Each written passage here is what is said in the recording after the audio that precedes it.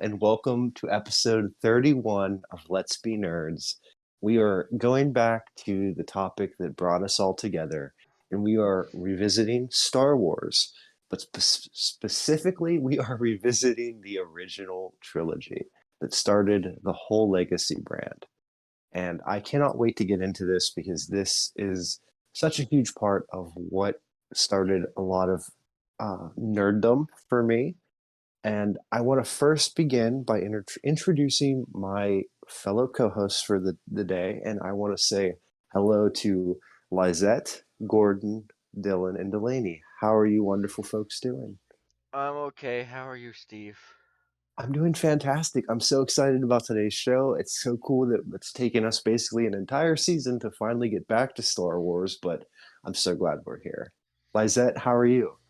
I'm good, feeling a little bit tired, but I'm sure not as tired as Gordon is after his adventure yesterday.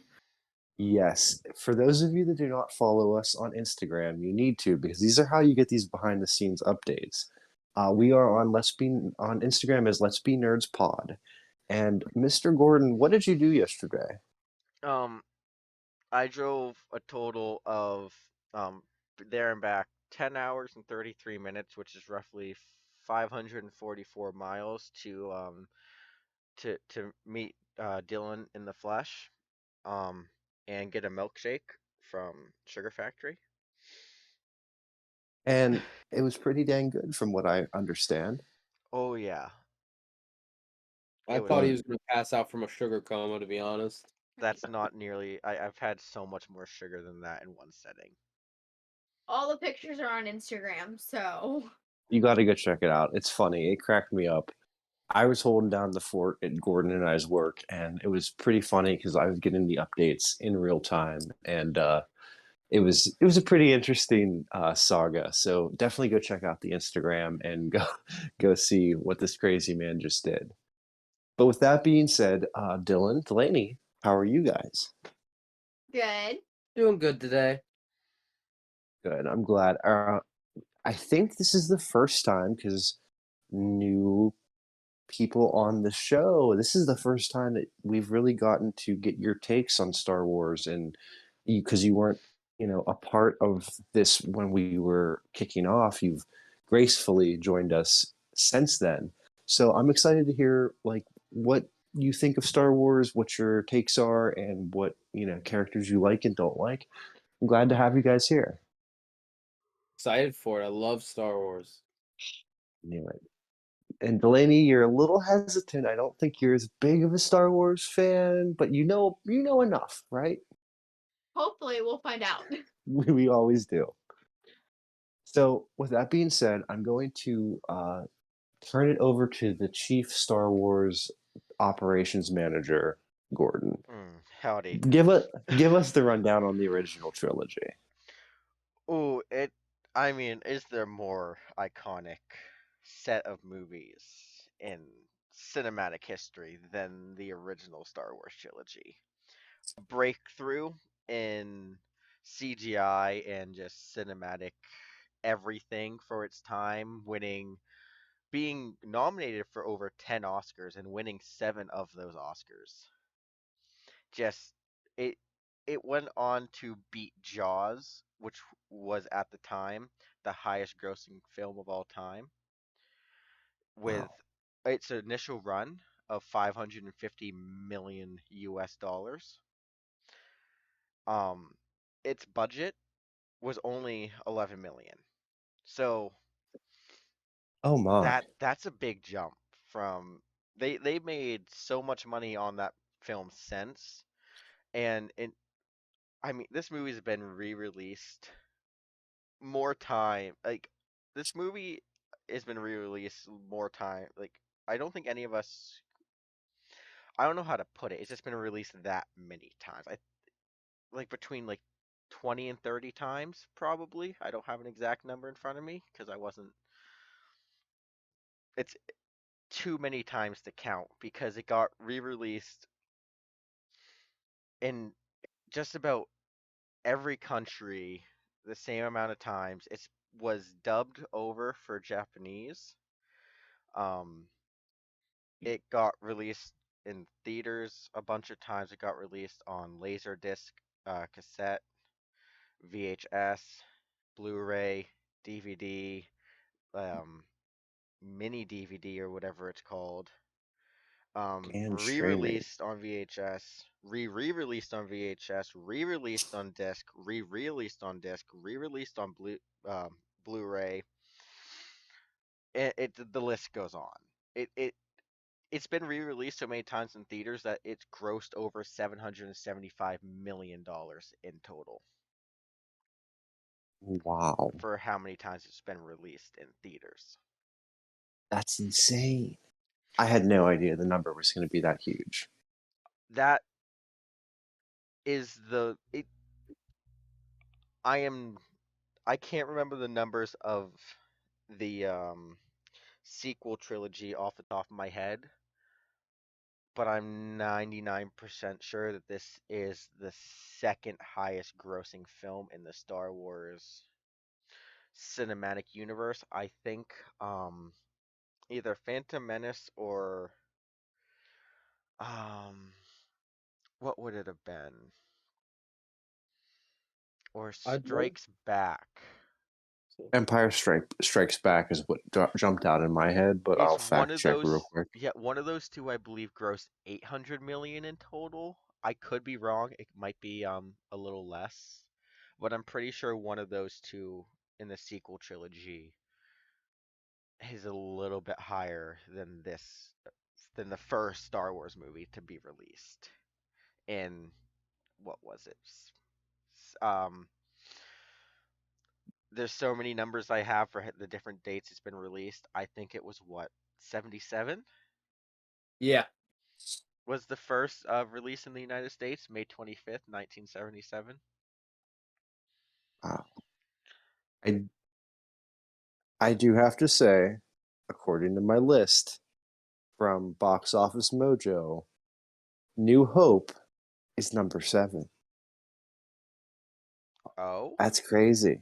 I did not realize that the others were that high. Just real quick, and we're going to focus on the original trilogy on this episode, but let's just run. I'm going to run down through the list. So, The Force Awakens, much to our dismay, is number 1 at 936.6 million. Star Wars The Last Jedi, 620.1 million. Rogue One, A Star Wars Story, 532.17 million. Star Wars The Rise of Skywalker, which is again a new one, 515.2.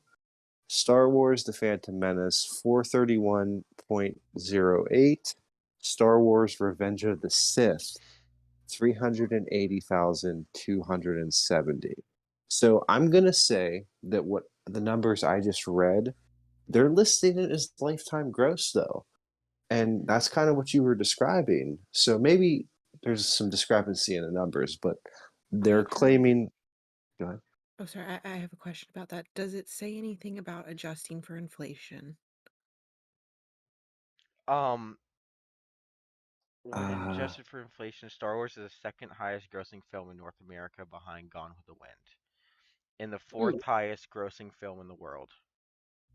wow. But That it's that which was I is it don't Star bel Wars the franchise in general, or is it a specific one? I do believe it's talking about New Hope in this situation. I didn't Okay. dig too much deeper into that because honestly, I mean, just to stray off the topic of the original trilogy here, I'm not surprised that the first movie in the Disney trilogy grossed that much because everyone was excited for the budget that they would have for that movie, Hmm. and it was a resurgence in the Star Wars fandom. So I'm not surprised that that one. What sounds like it's the numbers you gave sound like the day one numbers, at least for the second two, because I would Hmm. imagine that they got higher than that. Yeah, those numbers seemed off to me. I'll So be if honest. if I may, I don't know how accurate this website is. I just Googled Star Wars highest grossing adjusted for inflation. And this site states the original Star Wars A New Hope as the highest grossing one in the series at $2.865 billion worldwide. Yeah, And that is something I didn't consider as adjusting for inflation. When you said that, I immediately was like, oh, that's where I went wrong. you know what? No, you're I happen to have one of those calculators on my phone. Oh, goodness. Well, so I think that we don't need to bore Yeah, our we don't need to bore them with listeners that into a though. math class about Star Wars. but if you guys want, I'll run through these. I won't go through numbers, but the order according to inflation that they're in because I think it's kind of interesting. Yes, please. Okay, so A New Hope is first. The Force Awakens is second. Phantom Menace is third. The Empire Strikes Back is fourth. Last Jedi is fifth. Return of the Jedi is sixth. Revenge of the Sith is seventh.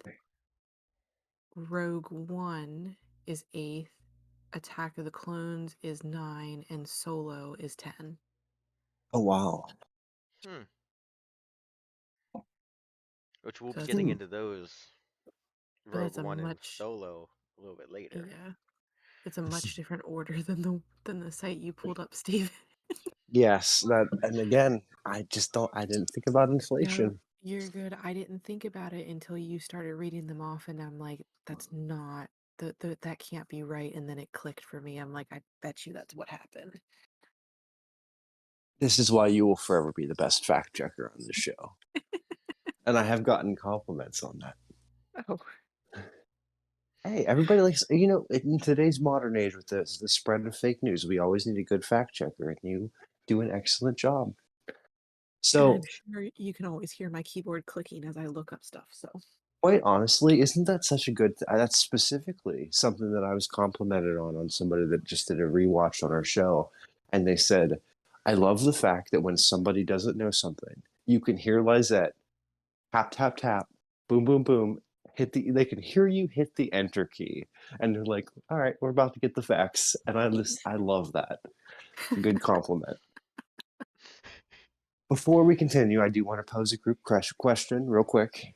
Out of the original trilogy, who's everybody's favorite character? And it can be all three, even though we're only on New Hope right now. The original trilogy, who's everybody's first pick is the best hero. Delaney, I did not prepare you for this question. Oh, you didn't. You just put me on the spot. Your Now I'm choice. Googling. But here's Okay. my thing, though, and I was going to speak to you on this one. I think you would love Yoda. Are you familiar with our little green buddy? Yes, Frog on everybody ketamine. loves. I just think that that is somebody that, just knowing you, that like before I asked this question, it just hit me now. Is like I could see Delaney having a little soft spot for Yoda. I mean, he's like a little bit older, a little bit like frog looking. Who just said that? It's in my head now. Frog looking. I did. I just think that Yoda is the most iconic character in that franchise, and I will die on that hill. Oh, And and quite frankly, Delaney, I just assumed you'd agree. Yeah, I've always loved Yoda, but I've also always loved Chewbacca. Mm. Who doesn't have a love for Chewie? Good point. He's so good. And people with hair allergies. good point. I wonder if it's like how I'm allergic to like dogs with long hair. I wonder if like that would be the same effect. I Face don't know. dandruff. Yeah. Like I couldn't be Han Solo. I couldn't have Chewie be my co-pilot. I'd be sneezing like Simba. It'd be horrible. Here we hit it. Okay. Oh, All right, so who else has a favorite character from the original trilogy before we move on? I think mine would have to be Han Solo. He is badass. And You it's know, Harrison Ford. That's what I was gonna say. It's Harrison Ford. I love Harrison Ford. I was leaning towards him as well. I can't think of. You know what? No, I do have probably. I do have one, and it's R2D2. Oh yeah. yeah. R2D2 is my favorite tin can in the world. Can we just quickly speak on He like how has. much they did for that type of character for what, you know, technology was available at the time? Like R2D2 felt throughout those three movies like he had his own whole personality. And it's like, how did they make that happen? It's incredible. I can't remember the actor's name. It was a midget inside of a suit. Yeah. Um, Little person inside of a suit, yes. Sorry, Delaney. No comment. It's because she's Oh my a goodness. munchkin. Munchkin's acceptable, I believe. Anyway, so there was actually a human inside of. I was not aware. I Yeah, did not a lot of know. people aren't aware. Yeah, because I knew that there was somebody in C-3PO. Yes, that I did know. And I believe his first name was Anthony. I don't remember his last name. Yeah, he hated playing that role because he kept having an allergic reaction to the gold paint they used. Probably would make sense. Yes. That's So left real quick, Yes, go ahead. just because this happened, I'm thinking it happened today. Return of the Jedi has been selected to join the National Film Registry. Oh, okay. The soundtrack, in the 2004, the soundtrack for Star Wars was added to the National Recording Registry. Didn't know So that. can somebody clarify me? Because I'm dumb and maybe some of our audience members are unaware. What does the registry mean? Like it's recognized as like a big deal? I don't quite know. It's pretty much like a big film vault, if I'm remembering it correctly. It's almost like a Hall of Fame, I want to say. Okay. Delaney- Wow. Delaney's fact checking it right now. Yes. It's like a list of films that are culturally or historically like significant. Oh wow. But I just thought that was cool because it happened today. And we're recording this. This is like that's perfect. Yeah. And you said that was Empire Strikes Back? Oh, where did it go? I lost it. It was the Return of the Return Jedi. of the Jedi. Return of the Jedi. Okay. Love it. Fun Totally retweeted it on Twitter, by the way. Fun Absolutely. fact. Oh, go follow us on Twitter, by the way. We're on there. We're retweeting. We're liking. We're all about it. It's a good way to communicate with us. Anyway, I do want to Dylan. say real fast because Yes. I can't find the number, but I have seen a lot of theories on this, and since the R2D2 is my favorite character, he is probably has the most probably. This is all hypothetical because it's not confirmed nor denied. Probably has the I most know what you're kills out about of to say. everyone in the Star Wars franchise Of him being on top of the X-wing, for a lot of reasons. For him just being him. just There being a little guy everyone loves. there's a TV show. I can't remember the name Clone of it Wars. now. No, Clone. not the Clone Wars ones. I can't remember it, but there was a droid in that one with over 32,000 confirmed kills. And there was the same type of droid as R2 was, and I'm upset that I can't remember this, so I'm gonna go find it real fast so I can be factually correct. Fun fact on the Return of the Jedi. The original screen name for that movie, and there's actually still a couple of the promotional posters floating around on the internet, was Revenge of the Jedi in like dark deep red. Was the original screen name Lucas had written up for that. And they changed it last minute because a lot of the promotions felt like Revenge of the Jedi wasn't quite the way they wanted to go. I do remember hearing something about that. Oh, Oh, did you find it? I didn't. I just came across something interesting. So of course I have one Wikipedia article open to just fact check myself on certain things. Of course. And Sorry. I came across box office performance. Star Wars films are the second highest grossing film franchise in the world behind the cinematic universe and have grossed over 10 billion at the box office. So I have the numbers for worldwide. And the numbers you guys listed off, the other series were the numbers for the United States and Canada. Oh. Uh, Um, so worldwide, at least to the best of my knowledge, this is what I'm understanding from this. Um, Star Wars, as it's called on here, but it's the New Hope, is 775 million.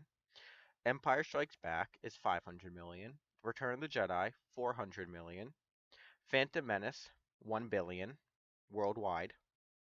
Attack of the Clones, 649 million.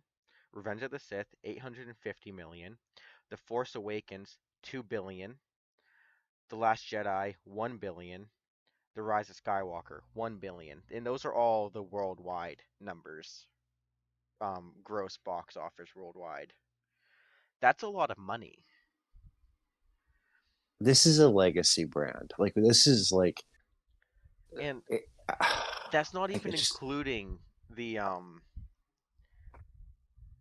three spin-offs that have come out, which I don't know why it's listing the Clone Wars as a spin-off film. Probably because it looks like it didn't gross that much money, surprisingly. But Rogue One was 1 billion, and Solo was 300 million. that's impressive. But real quick to circle back, everybody got to say their favorite character. Dylan, who maybe I missed it, but I don't think I heard you say who is your original trilogy OG? Like who is the one that you resonated with the best? So as a character, it was Yoda, especially when you first meet him, because he's just a little asshole the entire time, and I Mhm. love it. And just the love it so much that they made a whole song about Yoda and seagulls, and he just makes that noise the entire time. It is amazing. Run over a But bush. Breeze. my favorite characters actually would have to be the Mos Eisley Cantina band members. Because they watched a man get his hand chopped off, they watched another guy get shot, and they kept playing. They didn't pause, they didn't stop, they kept playing. That and the puppets in the original trilogy are one of the best things about those movies, and I will die on that hill. This is why you are an amazing co-host because the next thing I was going to segue into is that cantina scene. That that has lived in cultural phenomenon. Like it's been repurposed on shows like Family Guy. It has just become such its own thing that even people that aren't Star Wars fans are familiar with that scene and they understand. Like maybe they don't know who Greedo is, Han but they shot first. they they understand Han this. shot first. Han shot first. They understand the references, and it's like that's a cultural phenomenon in and of itself, despite the big brand of the movie. That whole cinematography, whatever. Do you know that there is a pop up? I don't think it's an actual, like, all the time bar, but there is somebody that does a pop up bar of the cantina. It might be permanent now because I think it took off, but like they try to emulate the cantina from Star Wars in a real establishment. It's crazy. It's like, Love to go to I that. can't go to work tomorrow, Steve. why? I'm gonna be looking for this bar. I'm going Tell to be me where trying. you find it, Gordon. I'll meet you there. I think that it would. I want to say that it was a pop up thing, and if somebody could fact check me, I think it's become an actual establishment now. But maybe I'm wrong. Maybe it is still a pop up thing where they just like set it up and a business agrees and gets half of the profit or whatever. Because pop up bars are fun. They have those Pittsburgh and whatever. Like I love that, but I think that they actually have an establishment now that's like brick and mortar. it's amazing how much of culture this movie has impacted. Like, Yeah, and can we take a minute and talk about Carrie Fisher? I'm sorry, I have to. Princess Leia was like killing it throughout all of these movies. I don't know. I just think there's so much to talk about that's relevant to like cinematic tropes moving forward. she's probably one of my favorite female protagonists in a movie. Especially when she looks at Luke and goes, "Aren't you a little short to be a stormtrooper?" Loved it. Loved it. When she and like they put her through so many just so many messed up situations, and then she came out on top basically on every side of it. But it wasn't because somebody came and saved her. It was because she was like one step ahead of Darth Vader. She was one chain throw ahead of Jabba the Hutt. Like she was always underestimated, but always over delivered. I And see the link you made there. yeah, I appreciate that. I, I just there's just not a lot of good casting like that. And I'm gonna tell the spoiler that not spoiler, but the trivia fact that everybody knows. Mark Hamill, that played Luke Skywalker, went on to be like the main best known voice actor for the Joker. Like these actors were just like they just went on to keep being cultural phenomenons even after Star Wars. Oh yeah. Talk ad nauseum. Well, you want to know a fun fact? You know, remember in Return of the Jedi Mhm. where they have Carrie Fisher dressed up in like the space bikini and stuff like that? Yes. Supposedly George Lucas convinced her to wear it by saying that's what they wore in space. Therefore, it was accurate for the movie. Was something he said Yeah, to her. I She remember that. believed that. Well, no, she used it as inspiration or something like that.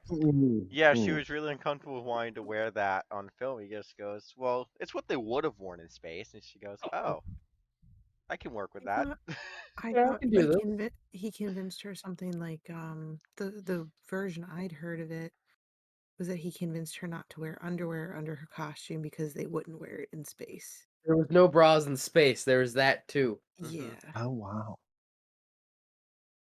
Well, can we also talk about how almost everyone's favorite character anymore, Boba Fett, honestly didn't do jack all in any of the movies except for get the back of his jetpack hit by accident by a blind Han Solo and land Mhm. in a tentacle pit.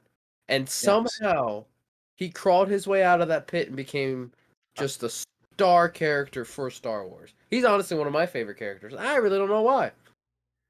I think it was because he was so abstract. How do I say that word correctly in that grammatically? But he was so abstract from what like we were used to seeing with the entire costume design that it made him stand out in such a way that it was like you almost were left wanting more, and they did it on purpose. And I think that's why he caught on. It's like, oh, who are you? I get it. You're kind of a badass, and then you're gone. But like, I want to know more. And I think that leads into, what happened in Clone Wars, which was that for not this episode, and then like leading into the Mandalorian success. It was like a tease, if you follow what I'm saying. Like you want to know more about this character. Yeah, he had that vibe. Mm-hmm. As Delaney glares at me for using that word. Is she not a fan of the word vibe? The word vibe, just not when Dylan uses it.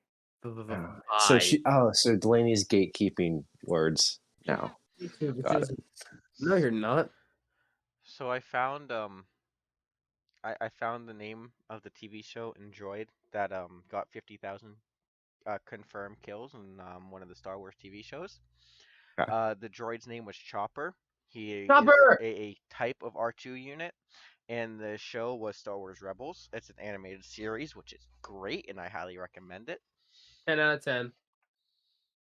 He's thought to be the second highest kill rate or confirmed kills in the Star Wars universe. Only Luke Skywalker, whose estimated kill counts around like 370,000, has more. Okay. Death Star. Both Death Stars. Oh yeah, I forgot he did do the second one too. 2 Death Stars, countless others things that he indirectly caused to explode in some fashion. Hmm. And then Well, go ahead. I was gonna say, then you're gonna have to add all these new kills from what's gonna be the Mandalorian season 3, because he came back in that TV show. And Epic entrance. must I say, they picked the perfect person to play him, because I almost didn't know that. I thought they'd use CGI and recreated Mark Hamill as I the actor when I first saw it, because it was just that good. Yeah, it was very good. I believe, if I am remembering correctly, I believe they touched up his face just a smidge with Mhm. CGI, but like just enough to kind of fool your eye the rest of the way. But for the most part, You don't they just need did it. they just did a really good casting job. Oh, it was perfect. I don't, no one else. If they would have cast anyone else, they would have been wrong. Oh yeah, well, Drew and I remember when Drew and I got to that episode and we were not expecting it, didn't know it was coming, and as soon as that reveal came through and like he was walking to save them, they hadn't showed his face yet. We're sitting there going, "There's no way, like that. No, That's no, exactly what I was no, thinking. Mhm. no." As soon as I And was then done watching, I looked it up. It couldn't be anyone else. no, that was really good.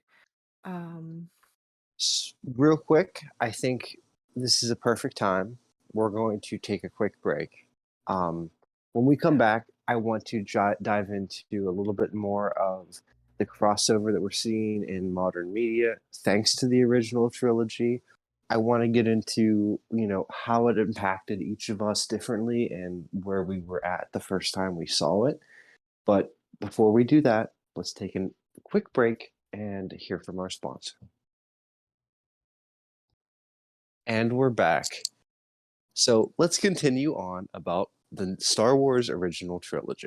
right, Stephen, before you do that, I know you guys have a very serious and more in-depth conversation planned. I would like to derail us intentionally for a little bit. I know I'm not usually the one who does this, Uh, but I'm here for it. The I madness.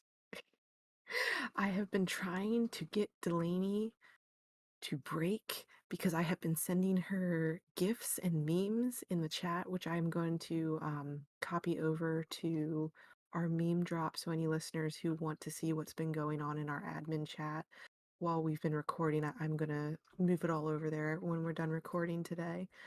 Um, but Steven, I think you've been ignoring admin. So if you want to drop into that chat real quick and see what we've been doing. Okay, I do. Um, And so the people that are listening can join our Discord server and they can see it in meme drop yes, as they listen. Okay. yes, I will move it all over to meme drop. So if you guys want to pause So listening, hop into Discord, go under the meme drop tab, it will be in there for you. so we So got Mr. Yoda up first, and where did it come from? do Got you hit in the neck with a hacky sack. Do you know where that's from? No. oh Lysette, you have Delaney, failed him. You have failed him. You Maybe definitely I maybe I do and I don't quite remember. do you know about the bad lip reading songs? The I mean, bushes the bushes of love and seagulls stop it now. Do you know about those two songs? no, I don't. I have failed you. I am Oh. sorry. What a It's okay. surprise. So for those of you listening, you have to look up those before you'll understand the meme reference. Yes. Okay. So essentially, I believe Bad Lip Reading has done stuff for other movies as well, but I think these two Star Wars songs are their most popular, if I'm not mistaken. Iconic. They're Masterpieces. hilarious.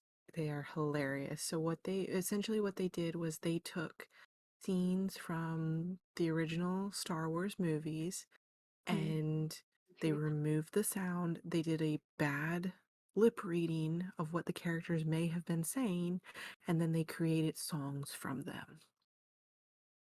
Oh, When we're done recording tonight, I'm going to screen share them for all of us to listen to because Yes. they are a joy. And I'll okay. post the links on all of our social media, plus in Meme Drop after Lizette posts our conversation. So then Yes. now I'll get a reference. Okay. All right. I Yes. love it. They Oh. are absolutely nonsensical and just all over the place. But if you enjoy Star Wars and you want to have a good laugh, please listen to them. I remember Dylan Delaney, I remember you guys' mom will reference them frequently. When I showed them to my mom, she would reference them frequently. And these two ladies are not ones who do that often, would do that often. Yeah. Uh, yeah. My mom still listens to these. She'll be like, can we listen to that one Star Wars song that's funny that I like?" And we're like, "Yes, Ma, we'll bring it up." Okay, so it's like essentially it speaks to the brand of Star Wars because it's invaded meme culture, it's invaded song culture, and people can appreciate it from any age group or walk of life. If you like Star Wars, you're gonna like this stuff. And if you just want to watch something that is funny, it's also gonna just entertain you because it's just weird. The ideal road trip songs, though, like you want everybody in the car to get involved. You play these, and everybody in our family could like scream the lyrics. I'm so excited. I can't wait. Uh, yeah, because like I have to say, I don't quite understand it, but I know that once I listen to them all, I'm gonna get it, and it's gonna be amazing. So, real quick, to transition to another topic that I want to discuss, because I do kind of want to spend time on each movie. But before we move on from New Hope, I mean, we all grew up with like, there's a little bit of an age variance here. So everybody kind of entered the Star Wars world at a different point. And some of us went to theaters to see the new ones. Some of us, the first one I saw in theaters was Phantom Menace because of my age, I didn't get to see the original trilogy. But my question is, where were you when you saw your first film from the original trilogy? Who introduced you? How did it like? What did it? How did it go down? Delaney, do you remember? So me and You Dylan were just talking about it actually, and we've come up with I was probably 5 or 6, right? Yeah, that's what I would say. And so our family likes movies. We're a really big movie like nerds, very loosely of the term. So we would have movie nights, and our dad was like, I guess he decided that we were, old enough and that we'd actually watch it. Mhm. Um, Fun fact about me is when I was younger, I would watch a movie for 2 seconds and then I would be dead asleep. That's not when Oh, you were younger. You still I do do that. still do that. I've looked over multiple times and just seen a pile of drool coming out of your mouth. Won't Aw. lie, still love them though. I get the best sleep through a movie. Honestly, same. it's that um, ambient noise in the background that helps everybody. Exactly. yeah, so probably 5 or 6. That's Yeah. awesome. So, Dylan, would you say yours was about the same time frame, being that you guys are brother and sister?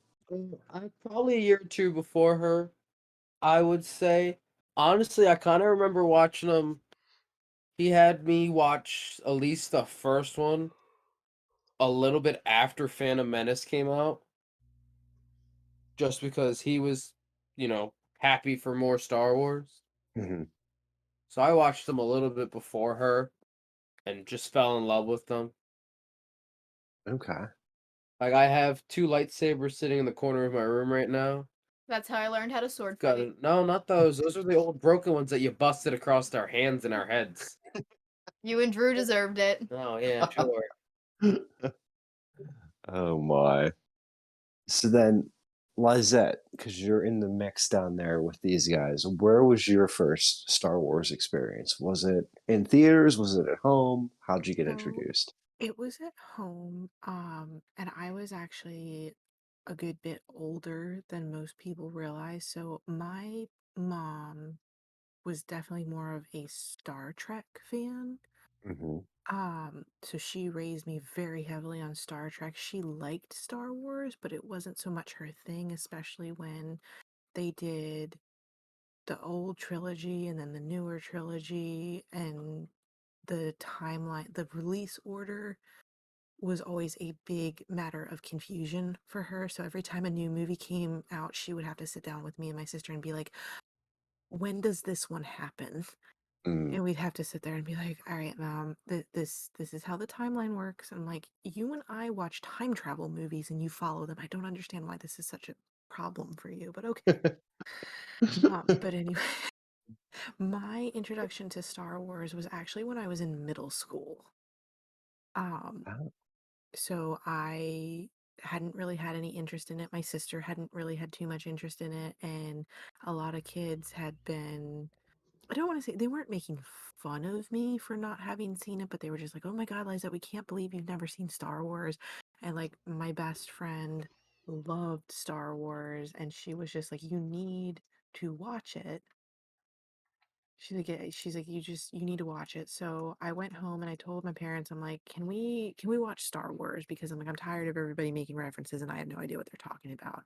Mhm. And I think Gabrielle said she may have said the same thing. I don't know. She'll yell at me after she's done listening to this episode and tell me that I'm wrong, but it's fine. Um, she started fact checking me on my stories now, which is lovely. But anyway. Until she comes on an episode, she can't have an opinion. I'm sorry. Love you, Gabrielle. But anyway, so yeah, so we told our parents, we want to watch them. So we borrowed the DVDs from whoever in our family had them at the time, and we watched them in numerical order. So we watched the prequel trilogy first, and then went into watching the original trilogy. Now, something that might also get me in trouble is I have not watched the original version of the original trilogy. You I have, smell. yeah, I've only seen the remaster ones that they did where they updated like added CGI and went through and tweaked stuff. That's really the only version that I've seen. Mhm. The DVDs that we eventually bought when my mom went out and bought all of them after my sister and I took to them so well had the original version on them, and I told her one day, I'm like, I want to watch the original cuts. And my mom, like, we got maybe 15 minutes into The Empire Strikes Back, and she just went, the video quality is so I'm switching it back to the other one. I can't handle this. And I was like, fine, fine. It's fine. Everything's fine. Yeah, This is fine.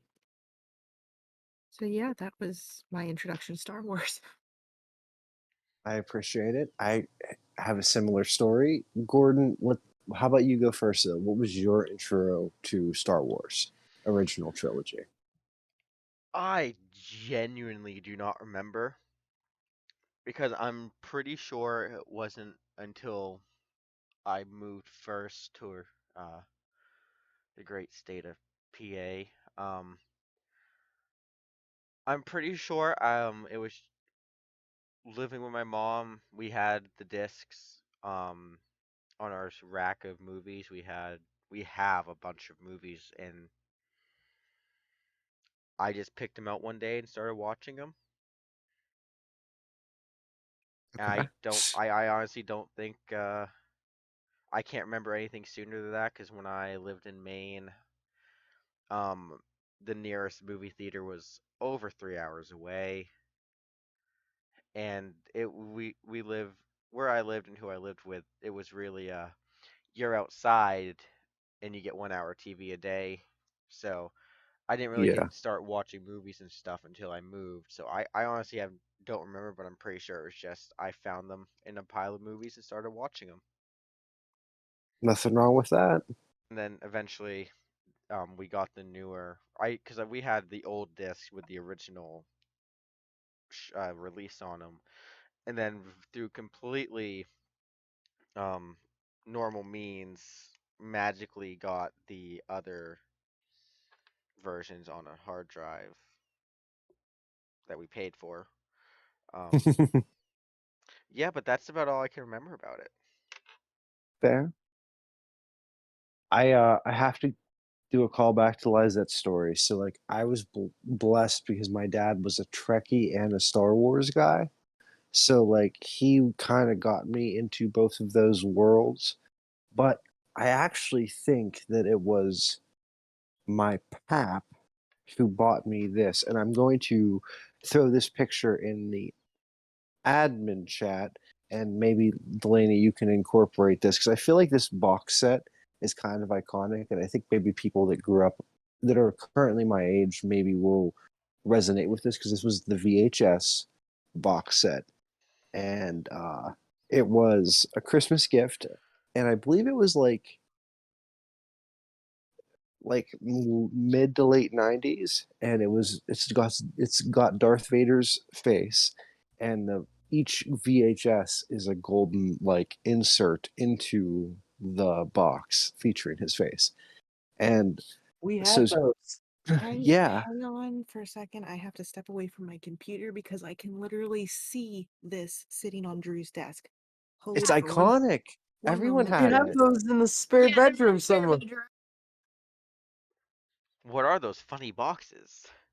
It's I'm VHS, baby, live and direct. Go away, you little egg. No, I've had plenty of VHSs. I just never had this.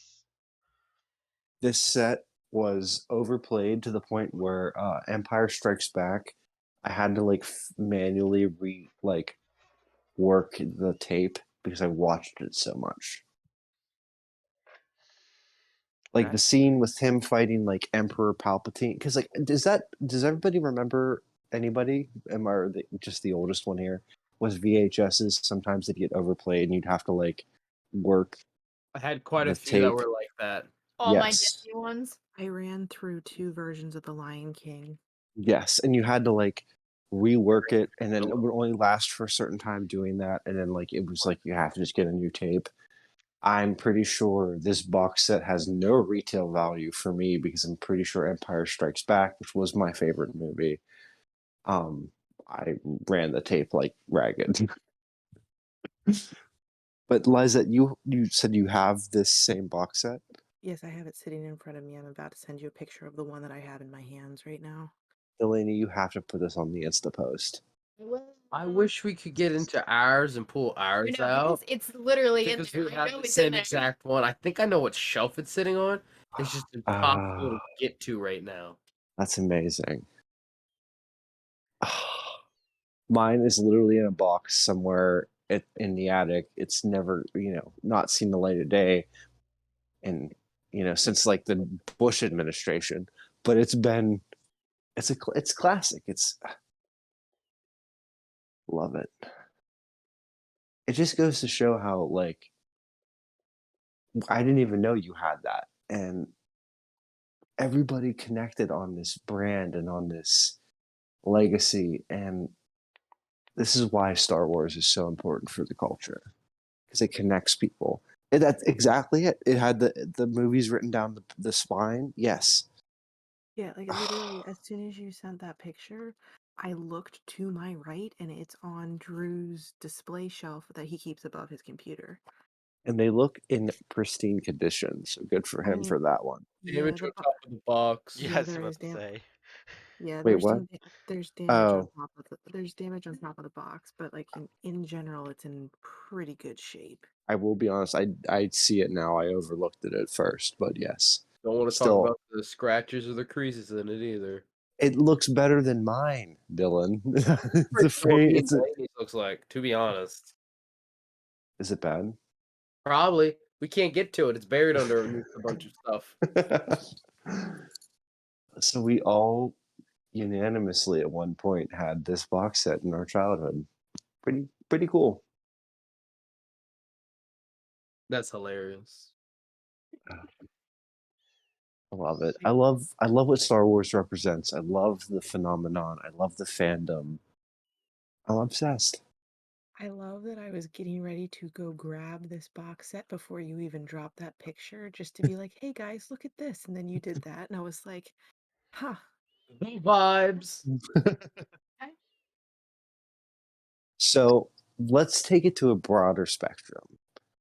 What is everyone's favorite original movie from the trilogy? Because I mean, I have to say, it is hard to beat New Hope because it's a legacy. It's like it's what gets it going. And for me, I have to say, it has to be Empire Strikes Back. I never would So have guessed. I just that movie to me, I don't know why it was always on constant rewind. Probably why I ruined the whole damn tape. But like, what would you guys say out of the three is your favorite? A New Hope for me, definitely. I've watched that movie more times than I can count. It's Okay. really hard for me to pick one because the way that I watched them, they kind of just all exist together. Like I watch them back to back to back. Oh I yeah. I don't watch them individually just because of how I was introduced to them and whatnot. It's very rare for me to just watch a single one. So Okay. I honestly I don't think I can answer your question because they in my mind they exist as a single entity, if Okay. that makes From any kind of sense. Oh no, it does. I mean, like for me, it's like Lando Calrissian. It's like there's so many factors in Empire Strikes Back that just hit so. It was like New Hope was amazing, but it was almost a little bit pigeonholed, and it's like when I was watching it, I appreciated what New Hope was, but it was like Empire Strikes Back is where I got invested, if that makes sense. It's like there's so many characters, there's so many side plots, there's so many things that are going on that I'm in. And it's not to say that The Last Jedi wasn't great. Like I love the final fight scene. I was about to say spoilers, but literally the movie's older than I am. Um, That's like I impressive. love, I love. Okay, enough of you. Um, but I love like the final fight scene with Vader, and then I love Palpatine and Luke, and the like. That's amazing in and of itself. But I just think there's so many cultural references and so much cultural relevance when it comes to Empire Strikes Back. That's the cream of the crop for me. That's what cemented Star Wars in the zeitgeist. Well, something that the Empire Strikes Back did, which I felt like was really unique for a lot of trilogy movies, was they didn't win. They actually lost in that movie. Mm-hmm. Like the Empire struck back. The Empire Mm-hmm. won. It ended with Han Solo getting frozen, Mm-hmm. and just Luke losing his hand, and just everything he lost. It is one of my top ones for the trilogy, but Return of the Jedi will probably always be my favorite. Just because of just you could finally feel the maturity and Luke stepping up to the plate from how he was in the first movie Mm-hmm. into an actual Jedi master. Like there was just that realization just in the opening scenes of him being introduced going through Jabba's palace and stuff like that. Yeah. Could feel the change. You could actually feel the time that went by in all of Mm-hmm. that compared Like to some other movies and things like that. there was no oh, this character is just automatically good at everything. I felt like everything Luke Skywalker was good at by Return of the Jedi, by the end of the original trilogy. Okay. Everything he was good at, every success that he finally got was earned. Hard earned. I was invested. I was there with him. I It made me care more about it. And I think that, and I'm not gonna, go against you here, Dylan, but I don't think had Empire Strikes Back delivered the way that it did, as far as the fall of like the defeat and the where do we go from here type of feeling. I don't know if Return of Jedi would have been that good because they're all equal to their sum. Like that was truly a well-written trilogy that you felt like you were on the journey with them, and you ironically enough, you had new hope. You lost hope, and then your hope was redeemed in the end. And it's like it's a journey. It's a whole journey. I totally agree. Like you said, it is written as a proper trilogy and not so much as one continuous movie. Even though Yeah. Lizette sees that, she's looking at it like it's a book. But I feel like I understand what she's saying because in her worldview, Oh it yeah. it was presented to her in a way that it's all one continuous motion. And I think that can be a good way to look at it because it shows that the show is timeless.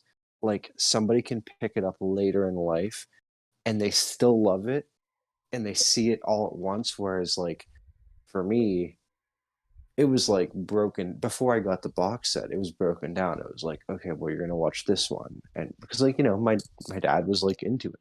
You're gonna watch this one. You're gonna absorb it. You're gonna watch this one. You're gonna absorb it, and you're gonna watch this one. I can see how though the writing and the way that they produced it and edited it, I can get where Liza comes from because it's such a continuous storyline that it could almost feel like one gigantic book, one gigantic film, and it almost all blurs together because it's transitions so seamlessly. And I mean, don't get me wrong, I know where the breaks are. Like, I know what happens in A New Hope, Empire Strikes Back, Return of the Jedi. Like, I do remember them as separate pieces, but it's kind of like I don't know, like they just one of them doesn't exist without the others in my head. No, Yes. they're a good continuation of each other Hmm. from start to end. They plots are finished out. There's no really loose threads that are so major that you keep thinking about it. Everything is pretty much rectified by the end. So I'm going to pose another question in the group, and Delaney, I apologize, I did not forewarn you. Oh God. And this one, but in all honesty, this may be one that you opt out of because maybe you don't quite have the same experience. But looking at a trilogy, looking at like a franchise like this, can anybody recall any other three films in a series that have done it better to this date? Because I don't think I can. I would like to say The Matrix, but quite honestly, that's not true. Like they're good, but they're not this level. I think this is the trilogy that like really shows you how it should be done. But I'm open to other input. Is there been anything else that has resonated like this in the same way we're describing? Lord of the Rings.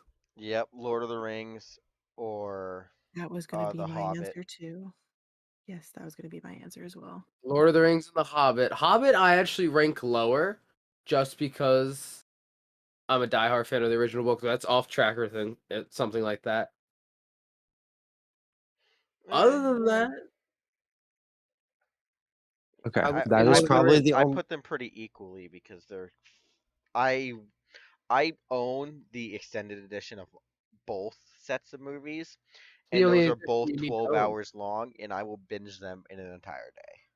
And I tell you something, and you can totally revolt against me. You've never seen them. No, no, no, no. I've seen them. I would say I've seen the Start a Lord of the small Rings. fire. Ironically, I would say I've seen the Lord of the Rings trilogy the whole way through three times. Weird enough. But The Hobbit was only two movies. No, it was actually three. Three. It was three. I They remember seeing were the third one in theaters. I was they so were happy that Okay. day. they were Mm. originally going to make it two, and then they decided to break it into three, which you can actually tell with some of the pacing issues in it. Well, okay, so maybe I'm going to be the bad guy here because I clearly fucked that up. Yeah, I don't know if I really have a claim now because I honestly only remember seeing two and watching them both twice, and I liked the Hobbit series more than I liked Lord of the Rings. Honestly, I do as well. Like Okay, I so I'm not like love crazy with that. no, like don't get me wrong, I love the Lord of the Rings trilogy. I will watch it over and over again. I really like the Hobbit trilogy though, and it may be partially because um I like the actors in that series a lot. I'm not sure, but I don't know. I did enjoy the Hobbit more. I agree with you. I just felt like I understood it was a little bit of an easier experience as the viewer. And granted, I know for sure I've seen all three Lord of the Rings films 3 times because I could break. I don't want to. I could tell you privately exactly like each time that it happened and who I was with. Um, Hmm. but like the Hobbits, I actually sought them out and saw them both time, like 1 and 2 of the Hobbit series. Saw them both 2 times at Westwood's Plaza Theater. Oh, I guess I should have said that because that like doxes us. I saw Westwood. I saw The Hobbit twice in the same theater when both of them were released. That's like one of the few movies I remember. Because how often do you see a movie twice? I know I saw both of the first two Hobbits twice in theaters. I love that. I loved it. Did not connect with Lord of the Rings. Just wasn't there for me. I mean, to be honest, my mom was very like she wanted nothing to do with the Lord of the Rings movies. She was just like blah, blah, blah, like we're not watching them, whatever. The trailer for the first Hobbit movie came out, and she didn't realize they were connected. And I remember her coming to me and being like, "Do you know anything about this one? Because it looks pretty good." And me just staring at her and being like, "Ma, How? ma, what are you doing?" It's like, but if you'll pay for my movie ticket, we can go. Prequel gang. Prequel Mhm. gang. Well, we probably should like save Lord of the Rings discussion for maybe and Hobbit discussions for maybe Season another 2. episode, season 2. Yeah, season 2. Um, so we'll leave that lay where it is. Um, but as far as my group questions, that's pretty much it. So general chat. Um, any other iconic scenes that we want to point out besides, you know, Greedo and Han shot first, Leia giving the message to R2 will forever be iconic.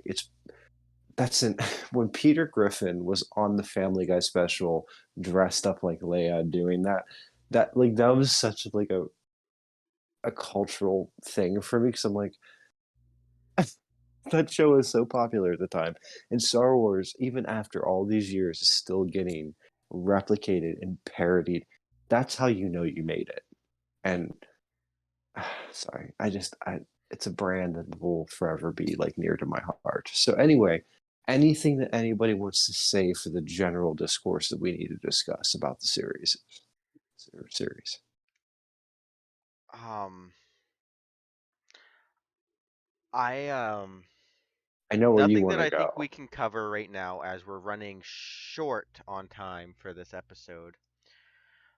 But I do want to hint at it so our listener that gave us the idea for it doesn't think we just messaged him and ignored his idea. In part 3 of this Star Wars uh, series, just like the movies in 3 different parts, we're gonna talk about the solo movies like Rogue One and Solo in a future episode.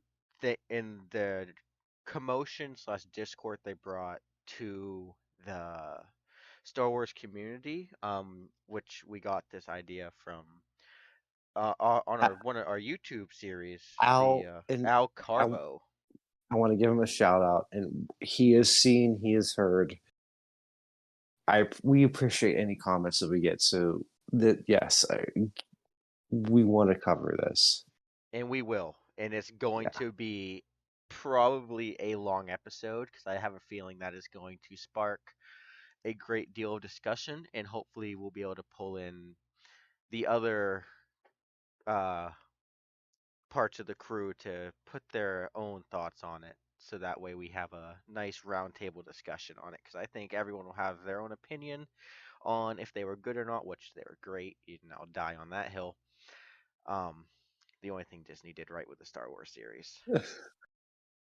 And on the off chance, Al Cabo, if you are listening, we don't want you to feel like we forgot about you. It's a scheduling thing, and we are running over on time. So here's what I would like you to do. If you are, by chance, listening to this episode, click the link in the description, join the Discord server, and I would love to have you on in season 2 when we discuss that, because I think you have a lot to say, and we're always welcome of new opinions and people that can nerd out with us. So if you can connect with us and somehow through Discord, through email, get in touch with us, I would love to have you on for that episode.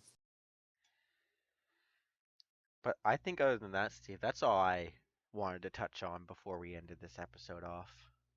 Lizette, Dylan, Delaney, my people, do we have anything else, or are we good to wrap up Star Wars the original trilogy? I have things for the next episode, but for today, I'm good with wrapping up here. Does anybody else have that sinking feeling that people in the comments might roast us and be like, there was so much more you could hit on? But it's okay. Definitely, but they're not the ones with the time constraints. So Listen, Give us those comments. Leave it on Instagram. you guys aren't gonna get roasted for having no clue about any of this. That'll be me. you at least knew what an Ewok was. That is true because I love them. They look They just like are. you. Ha ha. Yes, I was about to say. They don't look just like her. They just You're right. look They're cuter than her. The They only look. real one here. Steven looks like Chewbacca. So Your hair is longer than mine, and you have a beard. yeah, but you're Who like a looks whole- more like Chewbacca than me? I look You, like you a have the Chewbacca height, sound. Steve. I can't make Oh. the Chewbacca sound.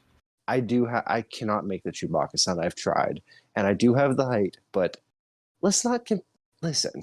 I didn't bring Jar Jar Binks into this, so let's carry on. No, Oh, we can't. we don't speak of that. Next time Jar Jar Binks is the best character in Star Wars, I'll fight you at work tomorrow, Steve. But we don't have time to get into that conversation tonight. What I was gonna say, Gordon, before you were madly rude, is we need to shelf Jar Jar Binks for this episode. It needs to be revisited. And I have a feeling that as we revisit Star Wars, he's going to be a recurring theme, because we're going to get into the standalone Disney movies, and then we're going to get into the newer ones. And then I want to potentially in season 2 do a Star Wars, let's say, conspiracy theory episode. So I think our boy Jar Jar is going to get talked about enough in the future that we can probably not dive into that today. If you follow what I'm saying. Darth Jar Jar, yes I do. That's hard. Anyway, I want to thank you for listening. I know it's been an interesting journey. This is episode 31. It's crazy to think that we're here, but we genuinely could not be here without your support as listeners. We really want to encourage you. We have a lot of platforms. We're on so many different podcast outlets. If you're on Spotify, we have ways that you can interact with us through our Q&A section. Please consider doing that. If you're, whatever platform you're on, consider leaving us a 5-star review. We'd appreciate it. But leave us a 1-star review if you think we're doing something wrong. Tell us. It'll catch our attention, and we'll fix it. We just want to build this community up. That's why we have the Discord server. That's why we have the Reddit. Those are all linked down below. We have a new Instagram social media manager in Delaney. We have a Facebook page now.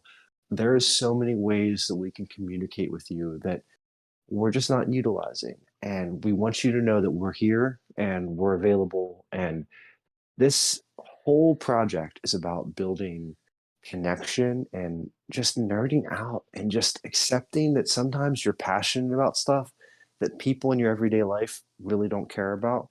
Well, guess what? between the 5 of us, there's probably something that we have in common with you that we're passionate about that you can agree on.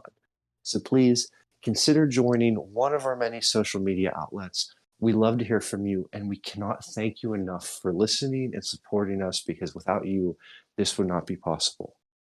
It would also not be possible without our wonderful sponsor, Anchor.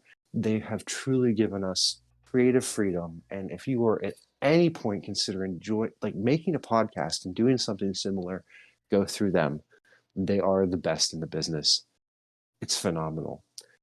We also want to take note that right now it's a very hectic time because there's the holidays approaching, and whether you celebrate or whether you don't, it's still chaotic. Make time for yourself. Stay in touch with your podcast. Stay in touch with the things that make you happy, even if it's an audiobook, whatever the case may be. We are partnered with Audible, and you can listen to our show there. There will be a description in the description box below. There will be a link where you can get a 30-day trial.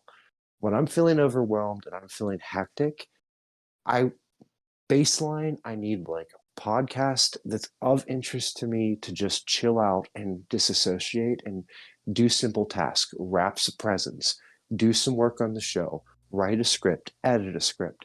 I need some background noise. Audible is the perfect platform to do that on.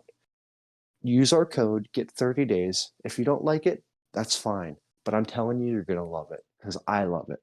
So click the link in our bio, in the description box. If you're on our Instagram, it is in our Beacon link in bio. Sign up. It only requires your email. It's a really good system. I love Audible, and I'm so thankful for them for recognizing that our people are podcast listeners, they're audiobook listeners, they're educated, they want to experience the most out of this world. But sometimes life gets a little too hectic to pick up an actual book and make that time for yourself. Self-care can take many forms. Take some time, download Audible, use our free trial, and start investing into things that you're passionate about and reading and learning, because that's the whole mission here. Build a community, grow, learn, and share. You're going to hear in a few minutes about our New Year's Eve special. We hope to see everybody there. If you're enjoying this show in any capacity, please come to our New Year's Eve show. It's going to be live. We're going to get to talk to you, not just in text chat, but we're going to actually get to talk to you in real time. All you have to do is download the Spotify Green Room app, make an account. If you're already a Spotify user, it'll be super easy. It'll link your account from Spotify directly over to Green Room. We're going to post on our Instagram a link where you can join us, and we're going to be doing our season 1 finale live. So all you have to do, download, follow the link, join us, and you can tell us what you don't like about the show, what you love about the show. Tell us what you're nerdy about, and help us ring in the new year safe and socially distanced and together. It's going to be a beautiful thing, and I really hope to see you there. And with that being said, we'll see you in the next episode as we ring in the new year in the final episodes of season 1 of Let's Be Nerds.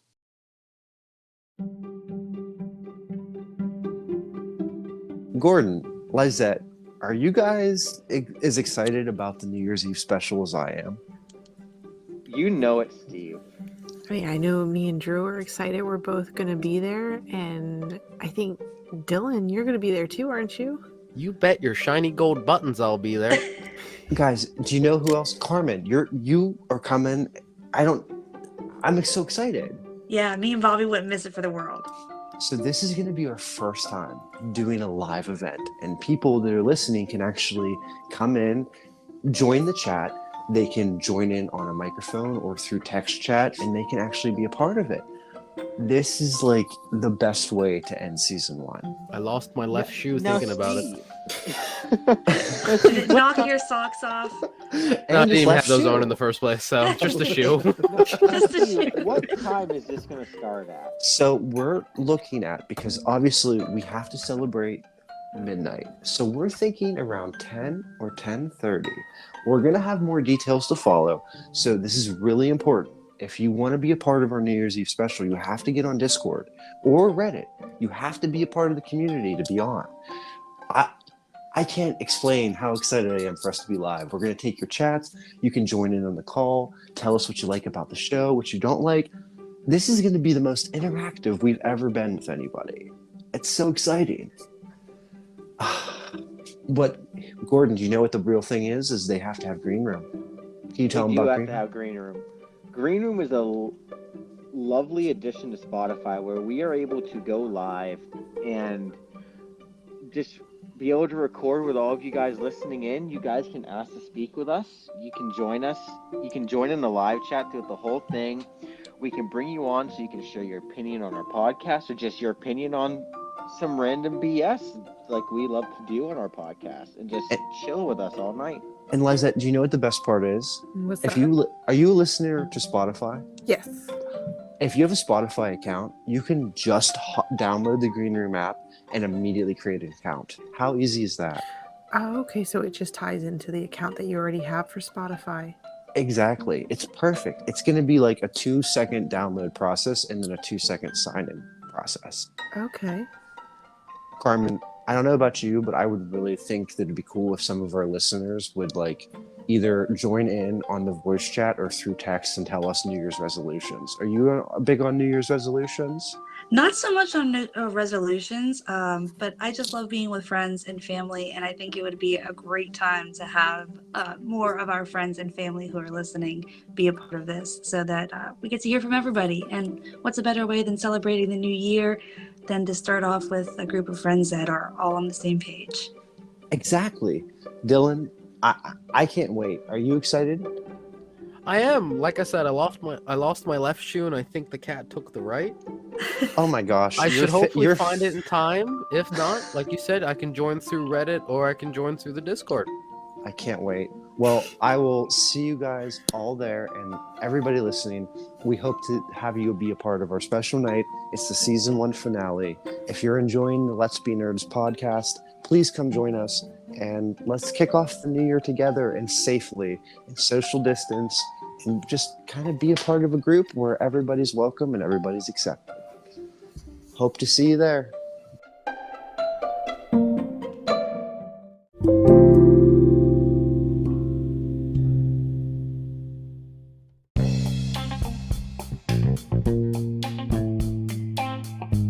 Let's Be Nerds is hosted and executive produced by Gordon Bryant and me, Stephen J. McLean. Let's Be Nerds is a production of Speak Easily Productions. Our social media manager is Kylie Gregg. Our managing producer and co-host is Lizette Ayala. Today's guest host was Robert Van Jacobs. You can follow him on all social media platforms at Bobby Dub Music. To keep up with the latest on Let's Be Nerds, join our Discord server linked in the description box below. Follow us on Instagram at Let's Be Nerds Pod, or find us on Twitter at Let's the letter B Nerds.